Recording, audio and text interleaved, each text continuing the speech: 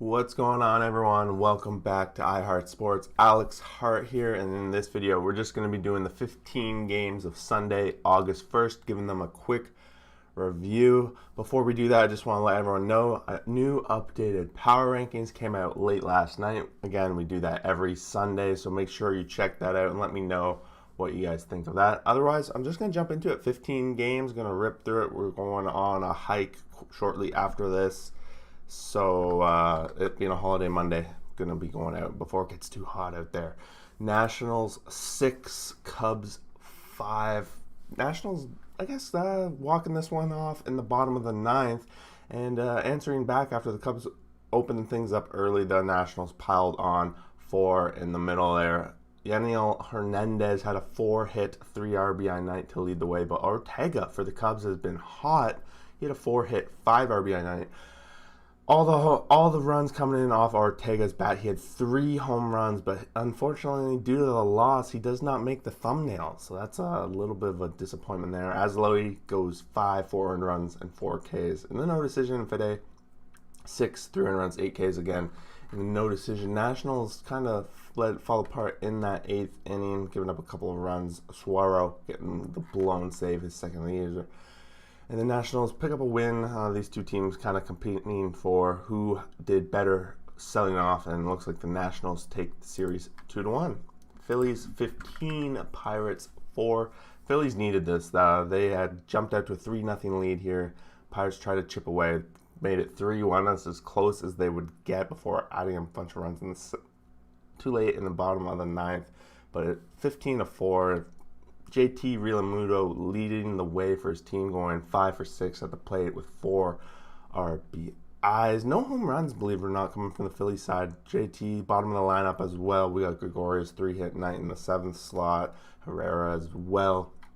On the Pirates side, Perez hits his 7th home run of the season in that 9th inning, but it doesn't matter. It's way too late at that point.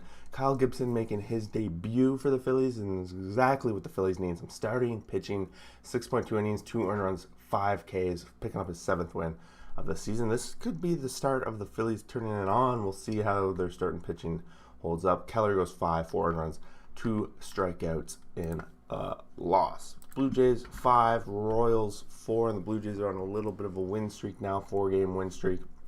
And this was also Berrios making his debut, and he looked good for the Jays, and he got the run support with Semien hitting his 25th home run of the season. A 2-run bomb, getting things started in that 3rd inning.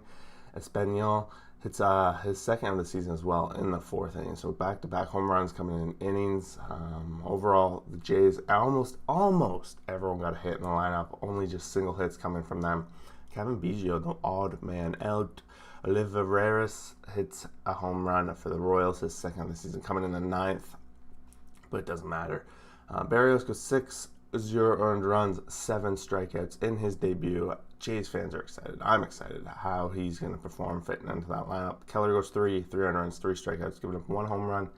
Didn't look super great. He had a solid first inning, but fell apart quickly after that, and he only went 3. Detroit 6, Orioles 2.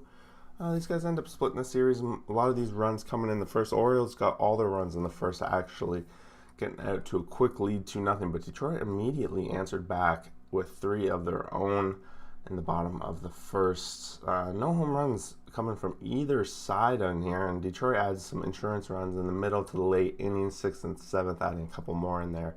Alexander goes 4 earned runs and 2 strikeouts, while Watkins, he goes 5.2, 4 earned runs, 4 Ks. He's going to get charged with the loss. And these two guys, they had a good series against each other, played each other tough, and split it, of course. Reds 7, Mets 1. Reds needed this one. They end up taking 3 of 4 from the Mets, and they're closing up ground on the wild card and on their division, believe it or not. Reds were out 1-0 early off a Schrock home run, his 2nd of the season. Schrock, actually another guy with a 5-hit night. We had a couple of those, it looks like. 5-hit, 2 RBI night coming off Schrock. Top of the lineup, mostly hitting single hits for them, and McNeil for the Mets hitting his 6th of the season. But it's just a solo shot, and they're already down 4-0 at that point.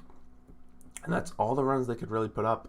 Cincinnati added even more insurance runs in that ninth inning, added 3 more. Naquin, a part of that with 2 hits, 2 RBIs. Gutierrez goes 7 1-run 4Ks, and some of these rotation members of the Reds are really getting it done for them with Gutierrez stepping up here. Stroman goes 5.2 4-runs 4Ks in the loss. His 10th loss of the season. He's now 7-10 on the season, sporting a 2.8 ERA. But 10 losses, that's just going to show the kind of run support you get as a member of the Mets. The Yankees 3, Marlins 1, and the Yankees complete the sweep of the Marlins. They were down 1-0 heading into that 8th inning.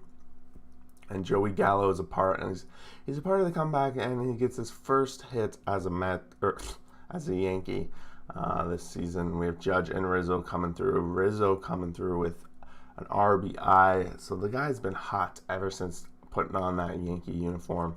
Not a whole lot of offense, obviously, coming from the Marlins side, but Alcantara, again, continues to have awesome outings. 7 innings pitched, no earned runs, 10 Ks of the Yankees. Well, Montgomery has a good outing himself, but no decision, of course. 5 innings pitched, 1 earned run, and 5 Ks. Chapman comes in for his 22nd save of the season, striking out 2. You got to be excited. The Yankees are starting to heat up right at the perfect time. They made a couple of additions that one of them's especially paid off already with Rizzo, and they're going to be very much in the hunt, catching up the Mariners at the very least. Brewers 2, Braves 1. Brewers put up 1 quickly in the first inning. A Dame's been monster. He hits his 18th of the season. And the Braves never got into this one. They were down 2-0 by the time they put up a run. But with this Milwaukee pitching staff, they were completely shut out. And Hader comes in for his 22nd save of the season. Anderson goes 5.2, 1 earned run, 3 Ks. While Morton, he goes 6, 206 Ks. Like, it's good outing on a given day with the offense the Braves can put up. Can normally get it done, but not in this case. And the Brewers just they maintain their lead over the Reds in the division, so they've got to be pretty excited about that. The White Sox 2, Indians 1. So after a little bit of concern I've had for the White Sox earlier this week and talking a little bit about it over the weekend, they come out with a big win here, walking it off when Goodwin hits a 9th inning home run, his 6th of the season. They had tied it up in the 5th after Cleveland took the early lead off a Miles Straw home run, his 3rd of the season, coming over from the Astros at the trade deadline. Quantrill goes 6 no-earned runs and 6 strikeouts. It's pretty consistent. He's starting to really bring that ERA down. He's been pretty good over the past few outings. Lambert for the White Sox, he's the guy leading it off. He goes 1 earned run and 2 strikeouts. But again, they get the no decision, of course. 3 innings pitched only. Only 4 hits coming from the White Sox side, but that's all it took today to walk it off in that bottom of the 9th. Cardinals 7, Twins 3.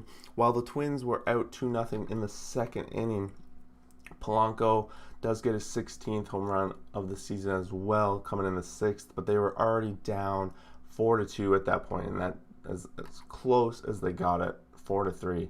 Sosa for the Cardinals adds some insurance in the 8th inning, 2-run bomb, which brings out the lead. But they chipped away here once they got down 2-0. They tied it up in the bottom of the 3rd and then put up a couple runs continuously to take the lead. Wainwright continues to probably be the Cardinals' best pitcher, which is, I'm going to say it again, I'm shocked at this point. He went 7, 3 earned runs, 5 Ks. He's been consistently great, definitely at home for them.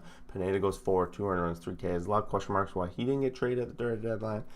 It's not really stretched out by the looks of it, 68 pitches, but he also got in trouble late in those mid innings, so short outing. Gant actually goes out and pitches against his former team in relief and gives up a run as well. Alex Reyes goes in there for the close, but does not get the save opportunity, so he doesn't add on to his number there. Rangers 4, Mariners 3, and the Mariners really let one get away here from them yesterday. They trying to keep up with all these wildcard teams who keep winning. Yankees are winning. They swept on the weekend. The Blue Jays are winning. They swept on the weekend. Even the A's had a good weekend, only losing 1 to the Angels out of 4. But the Mariners, they let the past 2 games go away. They were leading both times going into the 9th, and this is going to start to be a talk about what was that Kendall Graveman thing. 2-1 until the middle innings. They even added an insurance run in the 7th to put up 3-1, but it was the bottom of the 9th. Texas Rangers again walking it off. 2 home runs coming from them. Ibanez hitting his 3rd, and then Heim walks it off with his 9th of the season. So that's back-to-back nights. The Mariners lose in the 9th inning to walk-off home runs. Gonzalez goes 6, 1 run, 4 Ks, and Fulte goes 5, 2 runs, and 1 K. A lot of concern about the Mariners. Now, they didn't quite do too much of the trade deadline, but I think we all thought they were well above their head at that point anyway. Giants 5, Astros 3, and the Giants, they did it. They beat the Astros in the weekend series, and it was a battle for the power rankings. Both these teams were 1 and 2 coming into this series, so you got to give the Giants a little bit of an edge now here. Ruff have leading the way with 3 hits, 3 RBI night. This was one of the best series of the weekend for sure. It was back and forth all weekend long. The Stros got out to this one 2-0 lead before San Fran put up a 3-run inning in the 3rd. Bryant, he hits his 19th of the season. It's a solo shot coming in that 3rd inning. And believe it or not, the Cubs, all these guys, all these stars getting traded, Bryant, Rizzo, and Baez, all homering in their debuts for their new team. So that's a pretty cool stat. Gurriel for the Astros hits his 12th of the season, 2-run shot in that 1st inning. But that's all the runs the Astros could really muster until the 8th. But it was too far too late. They were already down 5-2 at that point and bring it to 5-3, and that's as close as they will get. Logan Webb goes 6, 2 runs, 3 Ks in the win. Webb's been consistent. Definitely a big boost for them. Garcia goes 4.2, 5 earned runs, giving up a couple of home runs. Giants, of course, are known for the long ball this season, and that's what gets it done for them today. Athletics 8, Angels 3, and the Athletics can really feel these guys, all these teams on their heels for that last wild card spot. They're hungry, so the A's got to keep winning to keep it going. The Angels were at 3-0 going into the 3rd here when the Astros put up, or not the Astros, the A's put up a 5-run spot off the bat of Olsen, his 28th, and Gomes, his 10th of the season. Detmers was making a debut for the Angels. A lot of excitement around this man. Supposed to be one of their top prospects in the pitching. That's what the Angels need. They need pitching. Maybe that's why they traded Henny to give this guy a shot. Stassi for the Angels does hit his 10th of the season. It's a 2-run shot. That's all that he'll get there. Detmer goes 4.1, 6 earned runs, giving up a couple of homers, and there's that one big inning where he got demolished for 5. Not the greatest outing you're going to want to see from your star that you're looking to make strides with. Jeffries for the A's goes 5, 3 earned runs, and 3 strikeouts. Of course, an A's starter does pretty decent along the way.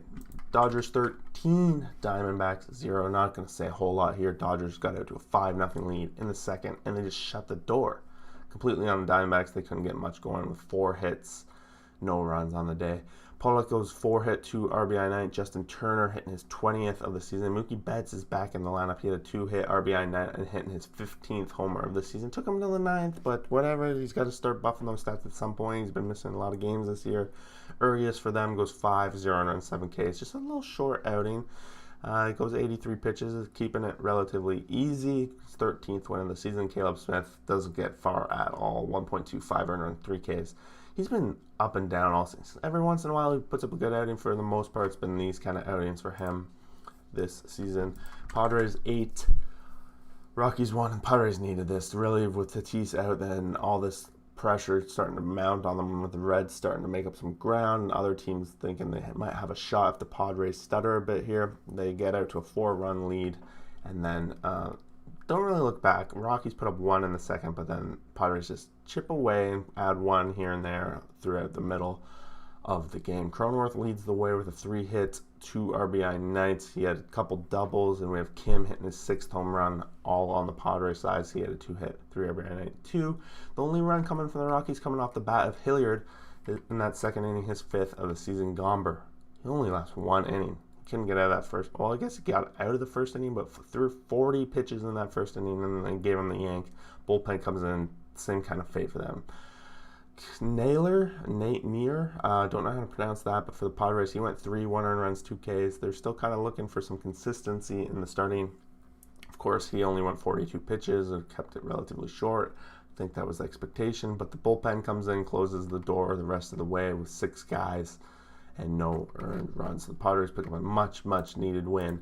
And then we get to the last game of the night, the Sunday nighter, of course. The Rays win this one 3-2 and complete the series sweep, but it was a very good game, and the Red Sox came as close as to a guy on 3rd base in the top of the 9th. It was a little bit of a story over the weekend with the Red Sox getting a lot of guys on base, but not always able to hit them home. The Rays were out 2-0 in the bottom of the third. Boston put up 1 in the fourth when Renfroe hits his 16th of the season. But the Rays add one immediately back in the bottom of the fifth. Brendan Lowe gets a 2-run shot off Pivetta that came in that third inning, his 23rd of the season. And Boston does put up another one. A little bit late to bring it within one, but they can't get it done. And Weisler comes in and gets his first save of the season for the Rays. McClanahan goes 6, 1 run, 7 Ks. He's been great. Big addition to this rotation. But we know it. The Rays always seem to find that starting rotation, right? Pivetta goes 4.2, 3 runs, 6 Ks. Not a bad outing for him. 76 pitches. He couldn't quite get out of that fifth inning before giving up another run, which ends up being the winning run. And he's going to get charged with the loss. And there you have it. Sunday, August 1st, MLB games, 15 of them. Again, I'll say it off the top. We've started a Discord channel. Make sure you guys join that if you like talking baseball all day long. We have a bunch of cool guys in there. Looking forward to seeing some new guys to represent some more teams in there. As well as we have the power rankings that came out last night. And it's popping off so far. A big video. Most viewed video at this point in the day so far. So make sure you check that out if you haven't. Otherwise, we will see you guys for the next video. Have a great day.